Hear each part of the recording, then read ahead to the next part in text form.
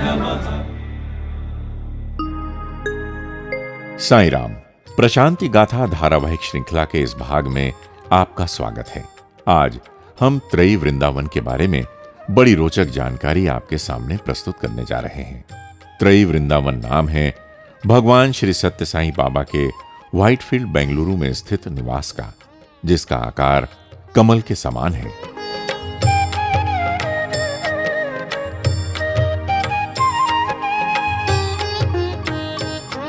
इस भवन के पीछे एक बड़ा ही मनमोहक रहस्य छुपा हुआ है। भवन की संरचना में शामिल सभी कुछ 9 के गुणांक में है। प्रथम तल में 9 कमरे हैं।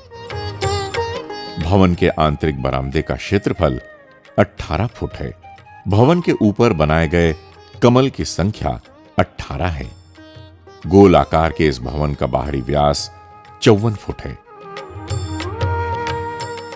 हमारे प्रिय भगवान श्री सत्य साईं बाबा ने 26 अप्रैल सन 1984 को इस खूबसूरत त्रयी वृंदावन को मानवता को एक दिव्य सौगात के रूप में दिया था। त्रयी वृंदावन के निर्माण से पहले ठीक इसी स्थान पर ब्रिटिश युग का एक भवन हुआ करता था, जिसे सामान्यतः हम लोग पुराने बंगले के नाम से जानते हैं। स्वामी ने इस पुराने बंगले में सन 1964 के शुरुआती दौर में ही रहना आरंभ कर दिया था। नवानगर की राजमाता स्वामी की अत्यंत समर्पित भक्त थीं। वे स्वामी को अपने कान्हा या कन्हैया के नाम से बुलाती थीं। उन्होंने सन 1960 के दशक के अंतिम वर्षों में बार-बार स्वामी से ये प्रार्थना करना प्रारंभ किया कि कान्हा, ये भवन बहुत पुराना हो गया है। अब आपको एक नए आवास की जरूरत है और हमें इसके निर्माण के लिए अनुमति दीजिए। लेकिन स्वामी ने कभी भी उन्हें इसके लिए अनुमति नहीं दी। राजमाता इतनी समर्पित थीं कि वे स्वामी से लगातार लगभग 15 से अधिक वर्षों तक नए भवन की अनुमति देने के लिए प्रार्थना करती रहीं। अंततः सन 1983 की शुरुआत में स्वामी ने अनुमति दे ही दी। इससे राजमाता बहुत प्रसन्न हो गईं और वे इस भवन के स्थान पर एक नया भवन बनाने के लिए बड़ी आतुर हो गईं। समय के इस मोड़ पर श्री विमल नाथन जी की भूमिका आरंभ होती है। श्री विमल नाथन जी ही वे व्यक्ति थे जिन्हें पुराने बंगले को गिराने और नए बंगले को बनवाने का सौभाग्य प्राप्त हुआ। श्री विमल नाथन जी से श्री सत्य साईं मीडिया सेंटर के वरिष्ठ सदस्य श्री बिशु पृष्टि जी ने विस्तार पूर्वक बातचीत की। So how was that experience, sir? Devastating. Devastating. Yeah. Shri Vimal Nathan ji ने इसकी पृष्ठभूमि बताते हुए बड़ी ही आश्चर्यजनक घटनाओं का खुलासा किया। उन्होंने बताया कि ये अनुभव उनके लिए उतार चढ़ावों से भरपूर था। श्री विमल नाथन जी और उनकी पत्नी आश्रम में स्वामी के साथ रहना चाहते थे।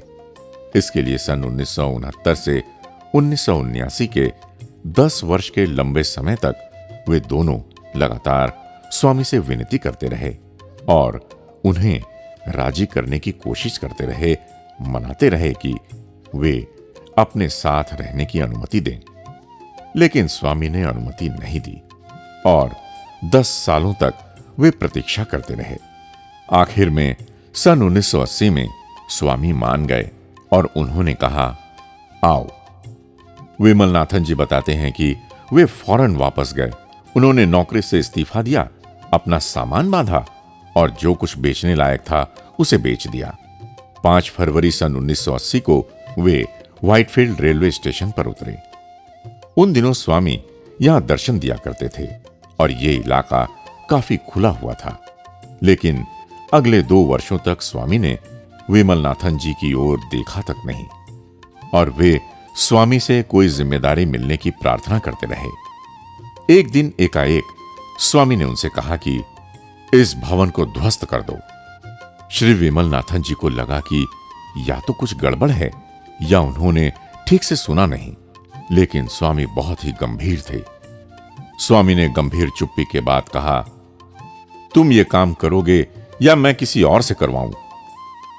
विमल नाथन जी तो स्वामी से काम पाने के लिए कई वर्षों से तड़प रहे थे। उन्होंने सोचा कि जो भी हो मैं ये काम करूंगा, भले ही ये तोड़ फोड़ का काम क्यों ना हो। इसके बाद स्वामी पुट्टपर्ती चले गए और श्री विमलनाथन जी ने अपना कार्य आरंभ किया। उन्होंने एक टीम तैयार की और उस टीम को यह बताया कि यह केवल तोड़ फोड़ का काम नहीं है, ये वास्तव में एक मंदिर है और हमें भक्ति भावना के साथ इस भवन को तोड़कर दूसरा मंदिर ही बनाना है। इसलिए कृपया जब दल के सदस्य एक एक ईंट अलग कर रहे हों तो ना तो ईंटों को तोड़ें और ना ही दीवार पर पांव रखें। सामान्य तौर पर होता यह है कि किसी भवन को तोड़ते समय श्रमिक उस पर पांव भी रखते हैं और प्रहार कर ईंटों को तोड़ते जाते हैं, क्योंकि ऐसा करना आसान होता है। लेकिन इस बार उन्होंने कहा कि कृपया ऐसा न करें। उन्होंने दल से यह भी कहा कि यदि जरूरत होगी तो एक मचान दी जाएगी जिस पर आसानी से खड़े होकर यह कार्य किया जा सकता है। एक एक ईंट ससम्मान हटाया जाना तय किया गया और दल के सदस्य सहर्ष इसके लिए तैयार थे। लगभग 80% ईंटें पूरी सुरक्षा के साथ सही सलामत उतार ली गईं और उन्हें एक कक्ष के कोने में रखा गया।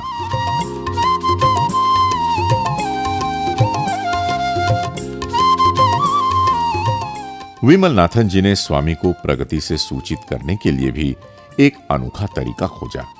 उन्होंने एक पारदर्शी कागज की शीट ली और उस पर पूरे भवन का नक्शा एक काली पेंसिल से अंकित कर दिया।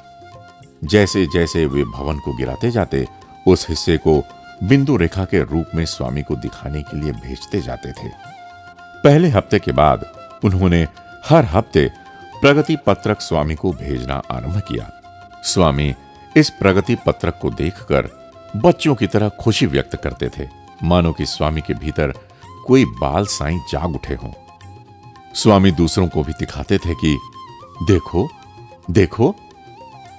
एक बार तो श्री विमलनाथन जी की पत्नी ये प्रगति प्रतिवेदन लेकर पुट्टपर्ती गईं, तो स्वामी ने किसी को पहले से ही बाहर के गेट पर ही खड़ा कर रखा था और ये कहकर भेजा था कि रिपोर्ट आ रही है, जो लाकर मुझे दिखाओ। इस प्रकार सर्वज्ञ स्वामी सब कुछ जानते थे। श्री विमलनाथन जी लगभग 18 किलोमीटर दूर स्थित बेंगलुरु शहर के मैजेस्टिक क्षेत्र में फोटोकॉपी करवाने के लिए जाते थे, क्योंकि इसके लिए एक बड़ी फोटोकॉपी मशीन की जरूरत होती थी, जो उन दिनों सहज रूप से उपलब्ध नहीं थी। इस प्रकार धीरे धीरे पुराना भवन हट गया और जगह पूरी तरह समतल हो गई। नए भवन के निर्माण के दौरान भी श्री विमलनाथन जी को स्वामी ने जिम्मेदारी सौंपी और अनेक अभूतपूर्व अनुभव करवाए। स्वामी एक बार देर शाम को निर्माण स्थल पर आए, जबकि आमतौर पर वे इस समय नहीं आते थे। फिर उन्होंने चारों ओर थोड़ा घूम कर देखा। इसके बाद वे कार में बैठ गए और रवाना होने से ठीक पहले उन्होंने विमलनाथन जी से बड़े धीमे स्वर में कहा, कुछ भी बेकार मत जाने देना, मिश्रण का उपयोग कर लो, ये सुबह तक खराब होकर किसी काम का नहीं रहेगा। विमलनाथन जी को यह समझ नहीं आया कि स्वामी ने ऐसा क्यों कहा। फिर वे राजमिस्त्री के पास गए और उसे यह बात बताकर पूछा कि स्वामी ने ऐसा क्यों कहा, इसका क्या मतलब है। राजमिस्त्री ने थोड़ा लज्जित होकर उन्हें मिश्रित की गई सामग्री का एक हिस्सा दिखाया जो उसने छिपा लिया था। उस राजमिस्त्री ने सोचा था कि इसका उपयोग अगले दिन करेंगे, क्योंकि अगर वो इसे उपयोग में लेता तो उस दिन का काम खत्म होने में काफी वक्त लग जाता। ये स्वामी की सर्वज्ञता का जीवंत अनुभव था। सामग्री का वो मिश्रण कोई बहुत कीमती नहीं था, लेकिन स्वामी 1 रुपया भी बेकार नहीं जाने देना चाहते थे। स्वामी ने भवन निर्माण के दौरान हमेशा यह शब्द इस्तेमाल किया कि मेरे भक्तों के धन का जरा भी अपव्यय नहीं होना चाहिए। स्वामी ने कभी भी ट्रस्ट या मेरे पैसे जैसे शब्द इस्तेमाल नहीं किए। स्वामी ने यह भी मार्गदर्शन दिया कि जब किसी ऐसी दीवार की सतह की पुताई की जा रही हो जो जमीन से लगी हुई हो, तो उसे कम से कम 6 से 9 इंच गहरा खोदकर उस हिस्से को भी भली भांति पोतना चाहिए, क्योंकि जब मानसून का मौसम आएगा और बारिश होगी तो बहुत सी मिट्टी वहां से बह जाएगी और बिना पोताई किया हुआ स्थान बेरंग दिखाई देने लगेगा। और यदि गहराई में भी पोता गया हो तो ऐसा नहीं होगा। एक दिन जब दूसरे तल का निर्माण किया जा रहा था तो वहां एक नौजवान लगभग 12 फुट की ऊंचाई पर एक मचान पर काम कर रहा था। वो नवयुवक कामगार 12 फुट ऊंचाई से सीधे जमीन पर आ गिरा और वो अचेत हो गया। उस नौजवान को एक कार में फौरन अस्पताल पहुंचाने की व्यवस्था की गई। वहां उपस्थित सभी भक्त स्वामी से प्रार्थना करने लगे और स्वामी तक पुट्टपर्ती में यह संदेश पहुंचाया गया। आश्चर्यजनक रूप से लगभग 2.5-3 घंटे बाद वो नौजवान अस्पताल से चलता हुआ वापस आ गया और फिर उसने कहा कि वो वापस उस मचान पर चढ़कर काम जारी रखना चाहता है। वो एकदम ठीक था, बिल्कुल स्वस्थ, लेकिन उसे समझाकर आराम करने हेतु घर भेजा गया।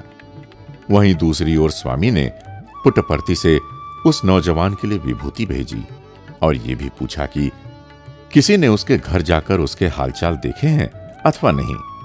साथ ही स्वामी ने पूरी सावधानी से कार्य करने के लिए भी कहा। आइए अब हम त्रयी वृंदावन के भीतर की ओर चलते हैं। निर्माण के दौरान यह तय करना था कि स्वामी का कमरा कौन सा होगा, लेकिन इस बारे में स्वामी से सीधे पूछना उचित नहीं लग रहा था। चूंकि त्रयी भवन गोलाकार में था, इसलिए श्री विमलनाथन जी और उनके दल ने मोटे कागज की 2 सतहों वाला गोलाकार मॉडल तैयार किया। इसमें सभी कमरों के चित्र कागज के पृथक पृथक स्वतंत्र हिस्सों पर बनाए गए थे एवं वे बीच से एक धुरी से इस प्रकार जुड़े हुए थे कि उन्हें 360 अंश तक कहीं भी घुमाकर रखा जा सकता था। इस प्रकार स्वामी जिस कमरे की स्थिति जैसी भी चाहते वो तय की जा सकती थी। जब स्वामी को यह मॉडल दिखाया गया तो बड़ी रोचक बात हुई कि स्वामी ने कमरों की स्थिति तय करने के बजाय बड़े रोमांच के साथ इस मॉडल से खेलना शुरू कर दिया और वे लगातार कमरे की स्थिति बदल बदल कर खेल रहे थे। श्री विमलनाथन जी बड़े उत्साह से बताते हैं कि वास्तव में तो स्वामी ने अपना कमरा तय कर ही लिया होगा, पर इस तरह से वे बड़े परिश्रम से तैयार किए गए मॉडल का आनंद लेकर ये अनुभव निर्माण दल को देना चाह रहे थे। इसी बीच राजमाता स्वामी के कमरे के लिए अपना राजसी खजाना लेकर पहुंच गईं। वे स्वामी के कक्ष में सब कुछ स्वर्ण का ही रखना चाहती थीं, यहां तक कि नल, शावर, बाथटब आदि। लेकिन स्वामी ने बड़ी कड़ाई से इन सब के लिए मना कर दिया। स्वामी केवल एक सामान्य वॉश बेसिन, गर्म व ठंडे पानी के लिए एक एक नल और एक साधारण सी बाल्टी के लिए तैयार हुए। उनके कमरे में एक मध्यम आकार का पलंग, एक टेबल कुर्सी और न्यूनतम आवश्यकता के अनुसार कुछ कुर्सियां आदि रखवाई गईं। यहां तक कि स्वामी ने वातानुकूलित व्यवस्था यानी एयर कंडीशनर के लिए भी स्पष्ट मना कर दिया। केवल एक अत्यंत सामान्य पंखा उनके कमरे में लगाया गया। संपूर्ण दल के लिए दिल को छू लेने वाला यह अनुभव था कि वास्तव में स्वामी का जीवन ही उनका संदेश है। इस प्रकार भवन का निर्माण पूरा हुआ।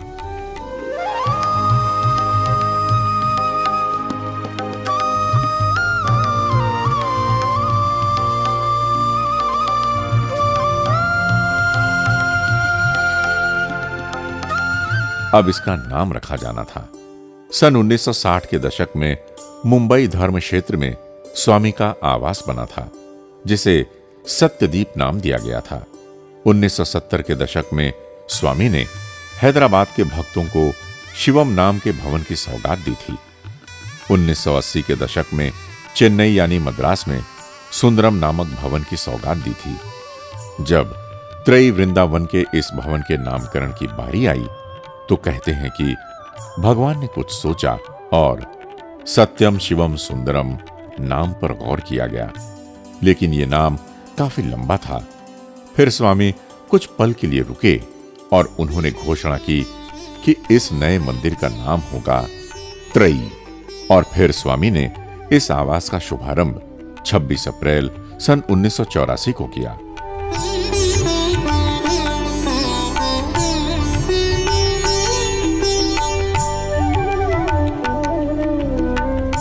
स्वामी के इस आवास को उत्सव और शुभ अवसरों पर बड़ी ही सुंदरता के साथ सजाया संवारा जाता है, जिसकी छटा देखते ही बनती है।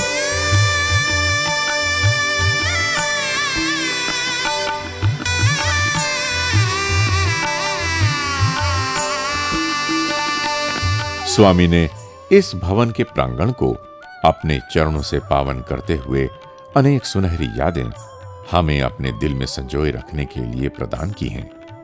स्वामी अक्सर इस भवन के बगीचे, फूल और पौधों के बीच रहना और बैठना पसंद करते थे।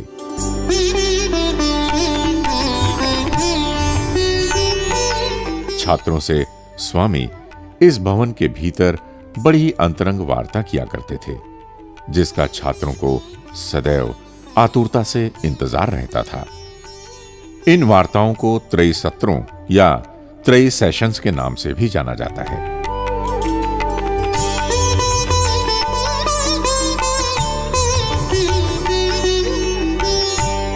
त्रयी का अर्थ होता है 3। ये नाम सत्यम, शिवम, सुंदरम इन तीनों नामों का संगम है। अगर गौर करें तो इस भवन में मुंबई के धर्म क्षेत्र के भवन के समान कमल रूपी आकृति का सौंदर्य दिखाई देता है।